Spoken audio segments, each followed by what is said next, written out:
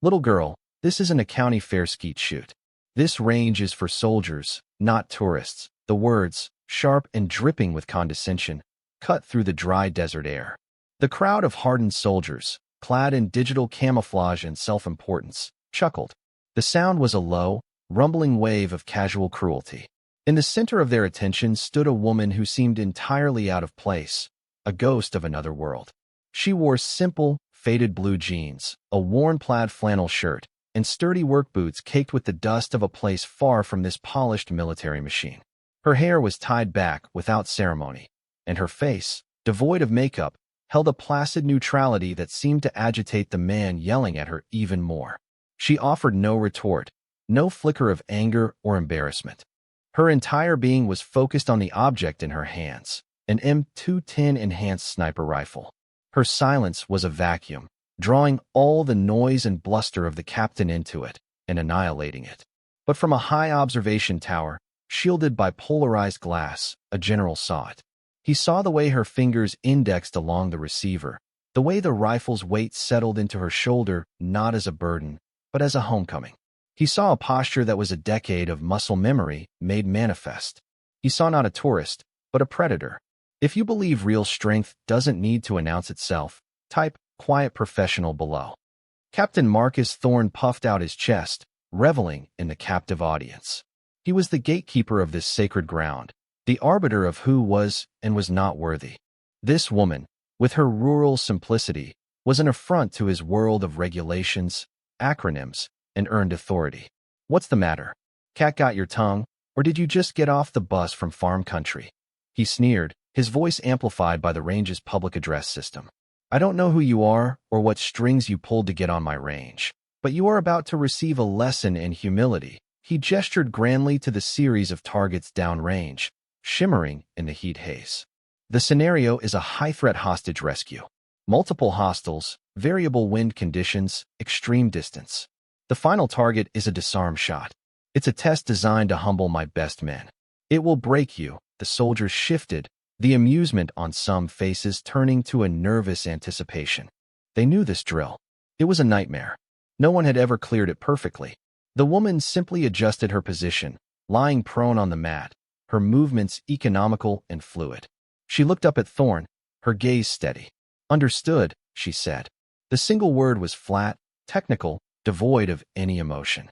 It was the calm of a deep ocean, a stillness that Thorne mistook for fear or stupidity, and it enraged him.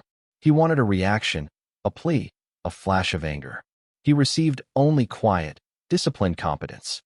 The formal challenge began with the blare of a horn. For a moment, nothing happened. The world seemed to hold its breath, suspended in the shimmering heat. Captain Thorne smirked, ready to broadcast another insult over the comms, but the words died in his throat. He watched the woman, and what he saw was not the fumbling of a novice, but a ritual of pure, unadulterated professionalism. Her hands, which he had imagined were more familiar with a garden hoe than a firearm, moved with the grace of a surgeon. There was no wasted energy, no hesitation. She seated the magazine with a soft, confident click. Her cheek found the stock of the rifle, the two becoming a single, fused entity. Her eye aligned with the scope. Her breathing, which should have been ragged with nerves, slowed to a meditative rhythm. Inhale, exhale. The world outside her scope ceased to exist. There was only the reticle, the wind, and the mission. The wind sock whipped violently to the left, then settled, then gusted again, a sniper's chaos. Thorne's voice, now laced with a sliver of uncertainty, crackled over the radio. Let's see what the farm girl can do. The silence that answered him was profound. It was the silence of 100 men forgetting to breathe, the silence of the desert waiting for the thunder, the silence of a legacy about to be written in a single, perfect shot. The first crack of the rifle was a physical shock, a tear in the fabric of the quiet desert. It was sharper, cleaner than any shot they had heard before. 1,000 yards away, the head of the most distant hostage-taker, target snapped back, a perfect, centered hole appearing as if by magic. Before the sound had fully registered, a second shot followed, then a third, then a fourth. It was not a volley, it was a cadence. Thwack! A target behind cover, visible only by a sliver, fell. Thwack! A moving target, struck dead center in its stride. Thwack! A target partially obscured by the hostage. A shot requiring a degree of precision that bordered on the supernatural. The rhythm was hypnotic, a drumbeat of impossible competence. 4 shots, for hostiles down in under 10 seconds. Then came the final test, the disarm. The last target held a rifle. The objective was to neutralize the weapon, not the target. The woman paused for a single, measured breath. The rifle cracked one last time. Downrange, the plastic assault rifle on the final target exploded into a shower of black fragments, sent spinning through the air, while the mannequin itself remained untouched. A collective, audible gasp swept across the line of soldiers. The silence that followed was absolute, a wall of pure, stunned disbelief. Captain Thorne stood frozen, his mouth agape, the microphone slipping from his numb fingers. "That's not possible," he whispered to no one. From the observation tower, General Caldwell descended, his face an unreadable mask of granite. He moved with a purpose that parted the sea of stunned soldiers. He walked directly past the paralyzed Captain Thorne, not even gracing him with a glance. His focus was entirely on the woman, who was now methodically clearing her weapon, ejecting the spent casing with a practiced flick of her wrist.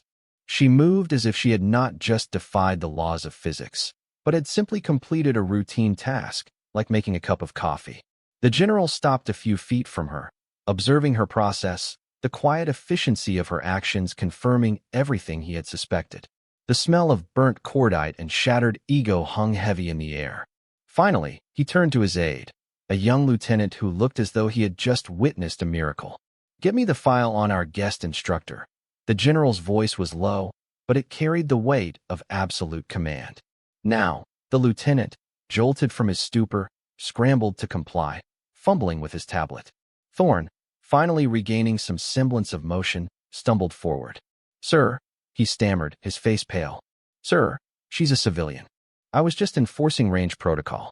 I had no idea." The general turned his head slowly and silenced the captain with a glare so cold, so filled with contempt, that Thorne's excuses withered and died on his lips. The aide returned, breathless, holding the tablet out with a trembling hand. General Caldwell took it, his eyes quickly scanning the digital file. The impassive set of his jaw tightened almost imperceptibly. He looked up, his gaze sweeping over the assembled soldiers, who were still standing in silent, awestruck formation. He then fixed his eyes on the humiliated captain. Captain Thorne, his voice boomed, now amplified by the authority of his rank and the gravity of the moment. "You demanded to know who this tourist was. You judged her by her clothes. You belittled her for her silence. You made an assumption, and in doing so, you have dishonored yourself and this uniform." He held up the tablet, the screen glowing in the harsh sunlight. "Allow me to introduce you." The general's voice became a hammer, each word a blow. "Name, Commander Alara Vance." A murmur rippled through the ranks. "Commander. Last billet. Commanding Officer, Naval Special Warfare Development Group." The murmur turned into a collective intake of breath. "DevGru. The Pinnacle. Call sign. Ghost." He let that sink in. "Medals, Navy Cross. Silver Star with 2 oak leaf clusters. Purple Heart." The list of accolades was a litany of heroism. "Mission classifications," the general finished, his voice dropping to a reverent hush, "are above your pay grade, Captain. All of them." He then turned his back on Thorne, faced Commander Vance, and snapped to the most rigid, impeccable position of attention. He raised his hand in a salute, not from a general to a subordinate, but from one warrior to another. "Commander, it is an honor to have you on my base." The general's salute was a signal, a command. In an instant, a wave of motion swept through the crowd of soldiers. The sound of dozens of boots slapping against the hot asphalt in perfect unison was a thunderous crack of respect. Every single soldier on that range, from the lowest private to the most seasoned master sergeant, snapped to attention, their hands raised in a salute to the quiet woman in the flannel shirt. Captain Thorne was left standing alone, outside the circle of respect, his own hand frozen halfway to his brow. The color drained from his face, replaced by the ghastly pallor of public, irrefutable shame. He looked from the saluting general to the commander, and the entire architecture of his arrogance, built over years of petty tyranny and unearned confidence, collapsed into a pile of dust. The story didn't just walk from the range, it sprinted. It spread like wildfire through the barracks, the mess halls, the command posts. By the evening meal, the legend of Ghost Vance was on everyone's lips. They didn't just talk about the impossible shooting. They spoke with reverence about her calm, her profound stillness under a barrage of insults, her utter lack of ego. She hadn't needed to say a word. Her competence was her rebuttal. Her silence was her victory. The following morning, a solitary figure stood watch outside the base's visiting officer quarters. Captain Thorne had been there since before sunrise, his uniform immaculate, his posture ramrod straight.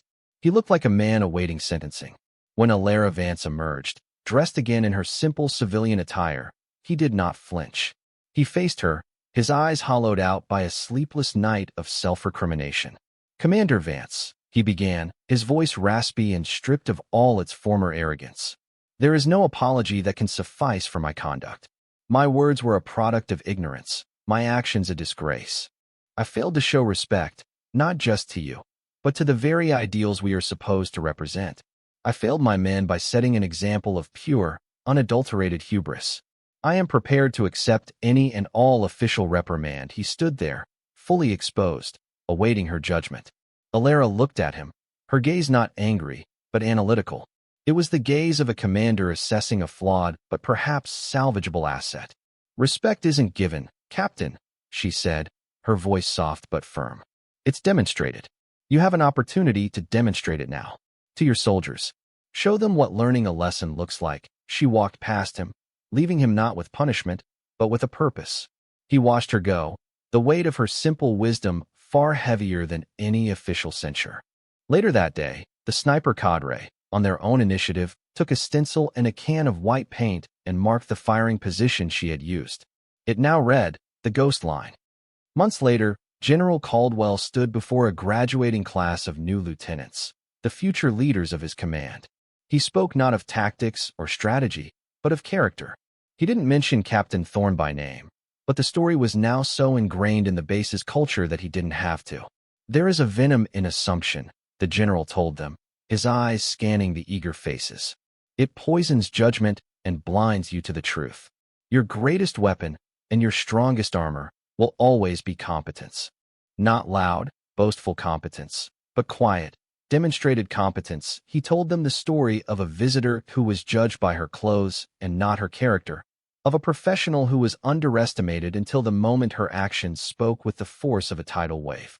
The legend of Commander Vance had become a foundational myth for the entire installation. It was a parable used to teach the most important lessons: that hubris is a fatal flaw, that respect is earned through action, and that the most formidable warrior is often the one you dismiss. The culture began to shift. The swagger and bravado that had once been prevalent were replaced by a quieter, more focused professionalism. The soldiers understood. True strength didn't need to advertise. The Ghost Line became a landmark, a sacred spot where instructors would take new snipers to remind them of the impossible standard they were chasing, a standard set not by a uniform, but by a quiet woman in a flannel shirt. The legacy of Commander Alara Vance was not etched onto a monument or read from a citation. It was written in the silence that now followed a boastful claim in the barracks. It was present in the respectful nod given to the unassuming maintenance worker, the quiet cook, the overlooked supply clerk. Her single demonstration of skill had recalibrated an entire institution's definition of strength.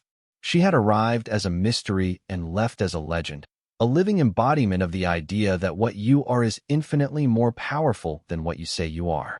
Her story became a timeless reminder that expertise is its own validation, that precision is its own argument, and that character is its own rank.